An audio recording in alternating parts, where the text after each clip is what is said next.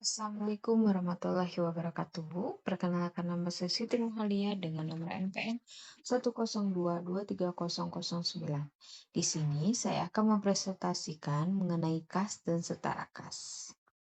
Yang pertama-tama, saya akan menjelaskan mengenai pengertian kas dan setara kas. Kas adalah uang tunai, baik rupiah maupun mata uang asing, yang tersedia di tangan atau disimpan di bank. Sedangkan setara kas adalah setara kas itu hampir seperti uang tunai, tapi bukan uang kertas atau koin langsung. Ini adalah aset yang bisa dengan cepat diubah menjadi uang tunai tanpa kehilangan nilai. Biasanya dalam waktu kurang dari 3 bulan. Nah, untuk jenis-jenis kas dan setara kas itu adalah untuk kas uang tunai, saldo dalam rekening, giro atau tabungan, cek yang sudah diterima, uang kertas, dan koin yang dimiliki perusahaan. Sedangkan setara kas ada deposito jangka pendek, surat berharga jangka pendek, utang jangka pendek, rekening giro dengan bunga tinggi.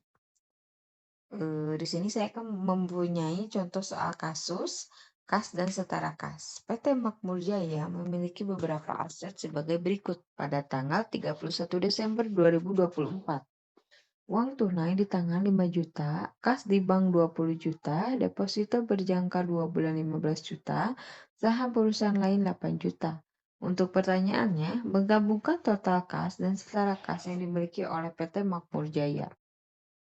Penjelasannya, kas di tangan 5 juta termasuk kas di bank 20 juta termasuk kas, deposito berjangka 2 bulan 15 juta termasuk setara kas karena jangka waktunya kurang dari 3 bulan, saham perusahaan lain 8 juta.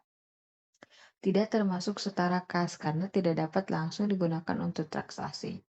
Nah, untuk totalnya 5 juta ditambah 20 juta ditambah 15 juta sama dengan 40 juta.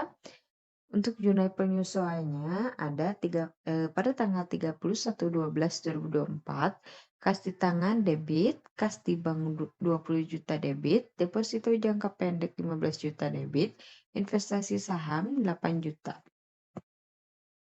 Nah, di sini juga saya akan menjelaskan mengenai pencatatan dan pelaporan kas dan setara kas. Yang pertama itu mencatat transaksi kas dan setara kas dilakukan secara rutin dan akurat.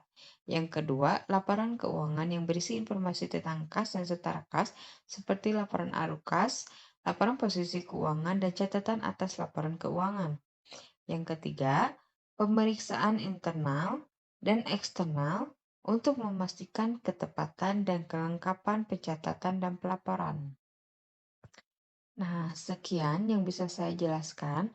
Mohon maaf bila banyak kekurangannya. Terima kasih. Wassalamualaikum warahmatullahi wabarakatuh.